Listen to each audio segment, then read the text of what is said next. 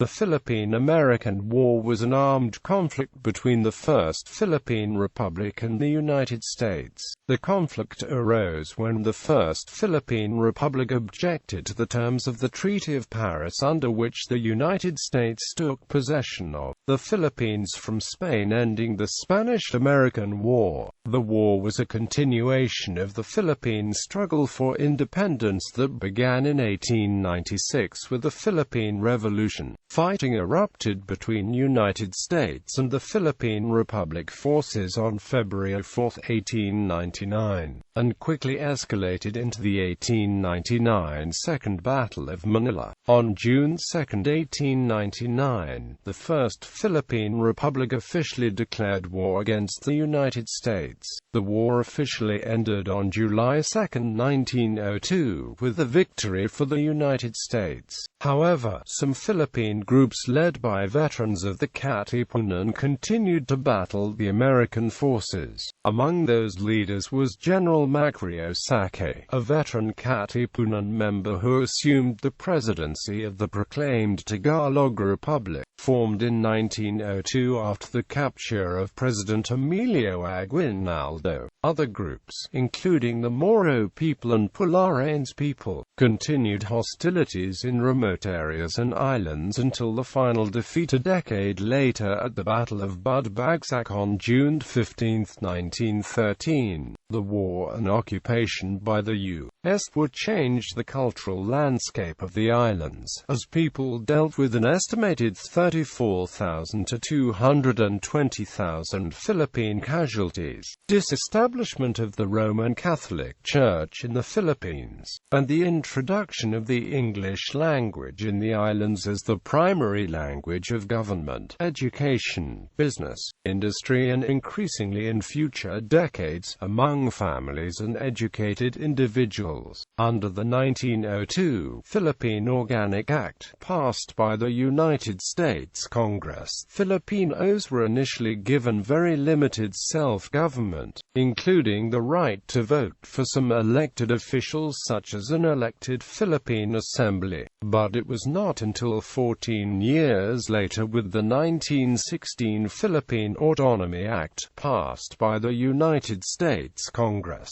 during the administration of Democratic 28th President Woodrow Wilson, that the U.S. officially promised eventual independence, along with more Philippine control in the meantime over the Philippines. The 1934 Philippine Independence Act created in the following year the Commonwealth of the Philippines, a limited form of independence, and established a process ending in Philippine independence. Finally, in 1946, following World War II and the Japanese occupation of the Philippines, the United States granted independence through the Treaty of Manila concluded between the two governments and nations. Nomenclature. The war is historically known as Guerra Filipino-Estadounidense in Spanish, the language used by a majority of the Philippine revolutionaries. In Tagalog it is known as Digmaang Pilipino-Americano. In the United States, it has been known by a variety of names, including the Philippine Insurrection, the Philippine-American War, the Filipino-American War, the Philippine War, the Tagalog Insurgency, and the Philippine Revolution.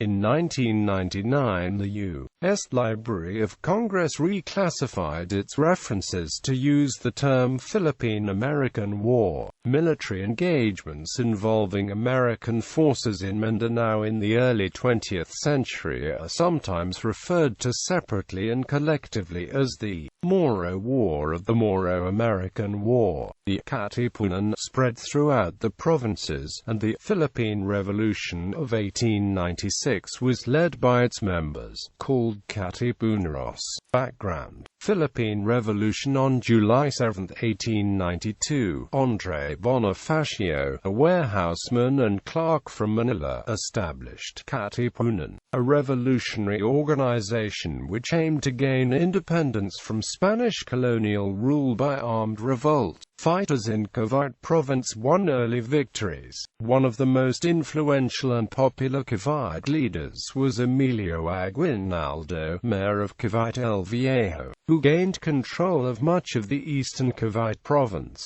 Eventually Aguinaldo and his faction gained control of the leadership of the movement. In 1897, Aguinaldo was elected president of an insurgent government of the First Philippine Republic while the outmaneuvered Bonifacio was executed for treason. Aguinaldo is officially considered the first president of the Philippines. Aguinaldo's exile and return by December 1897, the struggle had come to a stalemate. In August 1897, armistice negotiations were opened between President Aguinaldo and the Spanish Governor-General, Fernando Primo de Rivera. By mid-December an agreement was reached in which the governor would pay Aguinaldo a sum described in the agreement as $800,000 in 3 installments if Aguinaldo would go into exile.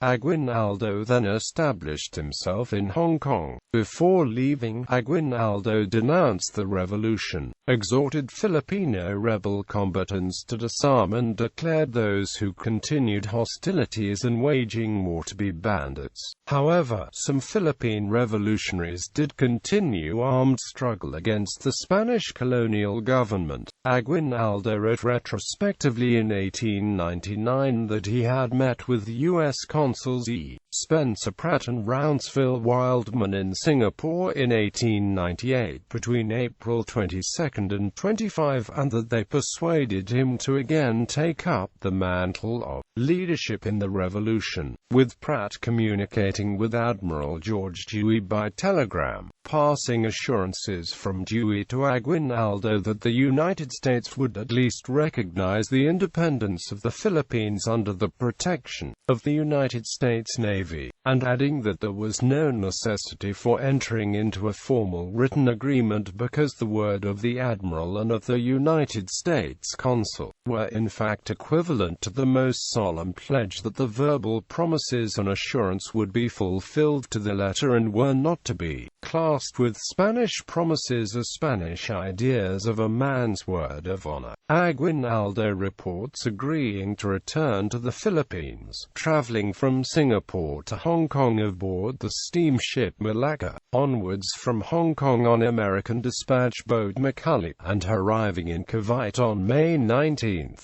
The New York Times wrote on August 6, 1899 that Pratt had obtained a court order enjoining the publication of certain statements, which might be regarded as showing a positive connection between himself and Aguinaldo. The Times reports the court ruling to uphold Mr. Pratt's position that he had no dealings of a political character with Aguinaldo, and the book publisher withdrew from publication statements to the contrary. In Camigan, Aguinaldo reports meeting with Admiral Dewey, and recalls, "I asked whether it was true that he had sent all the telegrams to the consul at Singapore, Mr. Pratt, which that gentleman had told me he received in regard to myself." The Admiral replied in the affirmative, adding that the United States had come to the Philippines to protect the natives and free them from the yoke of Spain. He said, moreover, that America is exceedingly well off as regards territory, revenue, and resources, and therefore needs no colonies, assuring me finally that there was no occasion for me to entertain any doubts whatever about the recognition of the independence of the Philippines by the United States. By late May, Dewey had been ordered by the U.S. Department of the Navy to distance himself from Aguinaldo lest he make untoward commitments to the Philippine forces. In a matter of months after Aguinaldo's return, Philippine revolutionary forces conquered nearly all of Spanish-held ground within the Philippines, with the exception of Manila, which was surrounded by revolutionary forces some 12,000 strong. The Philippine Filipinos now controlled the Philippines. Aguinaldo also turned over 15,000 Spanish prisoners to the Americans, offering them valuable intelligence. On June 12, Aguinaldo declared independence at his house in Cavite el Viejo. Spanish Governor-General Firmin Jordines had made a secret agreement with Dewey and General Wesley Merritt. Jordines specifically requested to surrender only to the Americans, not to the Filipino revolutionaries.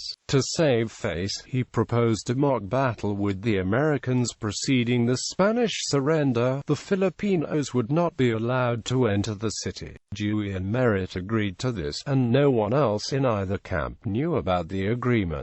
On the eve of the mock battle, General Thomas M. Anderson telegraphed Aguinaldo, "Do not let your troops enter Manila without the permission of the American commander. On this side of the Pasig River you'll be under fire." On August 13, with American commanders unaware that a peace protocol had been signed between Spain and the United States on the previous day, American forces captured the city of Manila from the Spanish. Before the attack on Manila, American and Filipino forces had been allies against Spain in all but name. After the capture of Manila, Spanish and Americans were in a partnership that excluded the Filipino insurgents. Fighting between American and Filipino troops had almost broken out as the former moved in to dislodge the latter from strategic positions around Manila on the eve of the attack. Aguinaldo had been told bluntly by the Americans that his army could not participate and would be fired upon if it crossed into the city. The insurgents were infuriated at being denied triumphant entry into their own capital, but Aguinaldo bided his time. Relations continued to deteriorate, however, as it became clear to Filipinos that the Americans were in the islands to stay. The June 12 Declaration of Philippine Independence had not been recognized by either the United States or Spain, and the Spanish government ceded the Philippines to the United States in the 1898 Treaty of Paris, which was signed on December 10,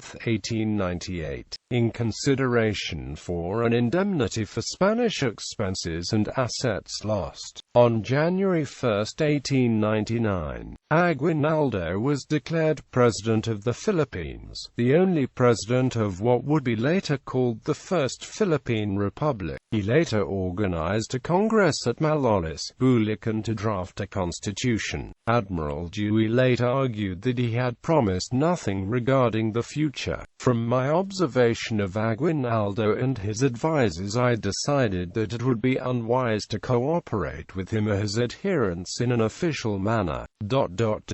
In short, my policy was to avoid any entangling alliance with the insurgents, while I appreciated that, pending the arrival of our troops, they might be of service. Sideco House. The house had been the seat of General Emilio Aguinaldo's First Philippine Republic when he established it as his headquarters in San Isidro during the last part of his odyssey from the American forces. On the 29th of March 1899, President General Emilio Aguinaldo arrived in San Isidro, Nueva Ecija, and proclaimed the town capital of the First Philippine Republic. He stayed in this house, which served as the de facto temporary Philippine capital. When the Americans occupied San Isidro, the Sideco House served as the headquarters of Col. Frederick Funston, who would later capture President General Aguinaldo in Palanan, Isabela. Aguinaldo's future capture is said to have been planned in this house.